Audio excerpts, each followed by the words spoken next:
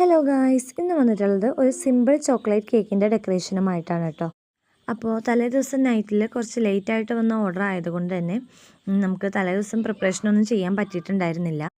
പിറ്റേന്ന് മോർണിംഗിൽ നേരത്തെ തന്നെ നമുക്ക് കേക്കിൻ്റെ പണികളൊക്കെ സ്റ്റാർട്ട് ചെയ്തിട്ടുണ്ടായിരുന്നു. കുട്ടികൾക്ക് സ്കൂളുള്ള ദിവസം ആയതുകൊണ്ട് തന്നെ നമുക്ക് അവരെണിക്കുന്നതിന് മുമ്പ് തന്നെ കേക്കിൻ്റെ പരിപാടികളൊക്കെ തീർത്ത് വെക്കണമല്ലോ.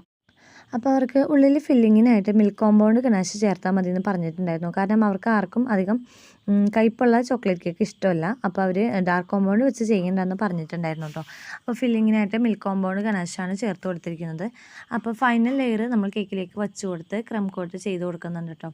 നമ്മളെപ്പോഴും ക്രം കോട്ട് ചെയ്തതിന് ശേഷം ഒരു 10-15 മിനിറ്റ് കേക്ക് ഫ്രിഡ്ജിൽ നന്നായി തണുത്തതിന് ശേഷം ഫൈനൽ കോട്ട് ചെയ്യുകയാണെങ്കിൽ നമുക്ക് കുറച്ചും കൂടി സ്മൂത്ത് ആയിട്ടുള്ള ഫിനിഷിങ് കിട്ടും കേട്ടോ. ഫൈനലായിട്ട് നമ്മളിത് ക്രം കോട്ടിംഗ് ഒക്കെ കഴിഞ്ഞു. ഗ്യാപ്പുള്ള സ്ഥലത്തൊക്കെ നമ്മൾ കുറച്ചും കൂടി ക്രീമൊക്കെ ആക്കി കൊടുക്കുന്നുണ്ട്. സ്റ്റീലിൻ്റെ സ്ക്രേപ്പർ വെച്ചിട്ട് എക്സസ് ആയിട്ടുള്ള ക്രീമൊക്കെ റിമൂവ് ചെയ്ത് നല്ല സ്മൂത്ത് ആക്കി എടുത്തിട്ടുണ്ട് കേട്ടോ. ഇനി നമുക്കിത് ഫ്രിഡ്ജിലേക്ക് വെച്ച് കൊടുക്കാം. ഒരു 10-15 മിനിറ്റിന് ശേഷം നമുക്ക് എടുത്തിട്ട് ബാക്കിയുള്ള ഡെക്കറേഷൻസ് ചെയ്യാം. സ്റ്റീലിൻ്റെ സ്ക്രേപ്പർ യൂസ് ചെയ്യുമ്പോൾ കുറച്ചും കൂടി എളുപ്പം എന്ന് വെച്ചാൽ നമുക്ക് കേക്കിൻ്റെ ബേസിലുള്ള ക്രീമൊക്കെ നമുക്ക് ഈസി ആയിട്ട് തന്നെ ക്ലോത്ത് ഉപയോഗിക്കാതെ റിമൂവ് ചെയ്തെടുക്കാം കേട്ടോ. ഇനി വിപ്പിംഗ് ക്രീമിലേക്ക് ഫൈനൽ കോട്ടിങ്ങിന് വേണ്ടിയിട്ട് ഞാൻ മാജിക്കിൻ്റെ ഐസ് ബ്ലൂ കളറാണ് കേട്ടോ ചേർത്ത് കൊടുത്തിട്ടുള്ളത്.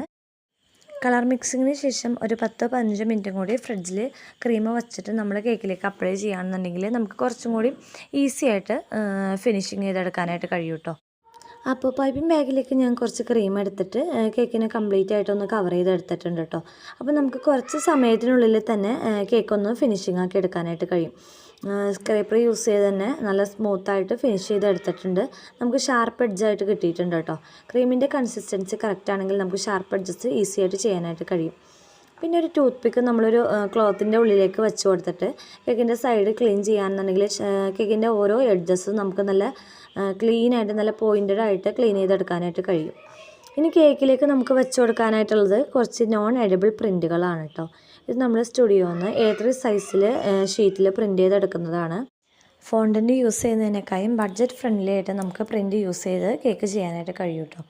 അപ്പോൾ നമ്മൾ സ്പൈഡർമാൻ്റെ പിക്ക് നമ്മൾ ഒരു ടൂത്ത് പിക്കിൽ സെല്ലോ വെച്ച് ഒട്ടിച്ച് കൊടുത്തിട്ടാണ് കേക്കിൻ്റെ ടോപ്പിലേക്ക് വെച്ച് കൊടുക്കുന്നത് കേട്ടോ. അപ്പോൾ നമ്മുടെ കേക്കിൻ്റെ ഫൈനലൊക്കെ ഏതാണ്ട് തീരാറായിട്ടുണ്ട്. അപ്പോൾ നമുക്ക് കുറച്ച് ലോങ്ങി കേക്ക് കൊണ്ടുപോകാനുള്ളതായതുകൊണ്ട് തന്നെയാണ് നമ്മൾ കുറച്ചധികം നേരം തന്നെ ഫ്രിഡ്ജിൽ വെച്ചതിന് ശേഷമാണ് കേട്ടോ നമ്മൾ കേക്ക് ഡെലിവറി ചെയ്യാനായിട്ട് കൊണ്ടുപോകുന്നത്. അപ്പോൾ കേക്കിൻ്റെ ഫൈനൽ ലുക്ക് എന്ന് പറയുന്നത് ഇതാണ്. വീഡിയോ ഇഷ്ടമായെങ്കിൽ എല്ലാവരും കേക്കിൻ്റെ വീഡിയോ ലൈക്ക് ചെയ്യും, ഷെയർ ചെയ്യും, സബ്സ്ക്രൈബ് ചെയ്യുകയും ചെയ്യണം. കേക്കിൽ കുറച്ച് എഡിബിളായിട്ടുള്ള ഷുഗർ ബോൾസും കൂടി ഞാൻ ഭംഗിക്ക് വെച്ച് കൊടുക്കുന്നുണ്ട്. നമ്മൾ ഓട്ടോയിലാണ് കേട്ടോ കേക്ക് ഡെലിവറി ചെയ്യാനായിട്ട് പോകുന്നത്. മോളെയും കൂട്ടിയിട്ടാണ് പോകുന്നത്. അപ്പോൾ ഫൈനൽ ലുക്ക് ഇഷ്ടമായെങ്കിൽ എല്ലാവരും വീഡിയോ ലൈക്ക് ചെയ്യുക. താങ്ക്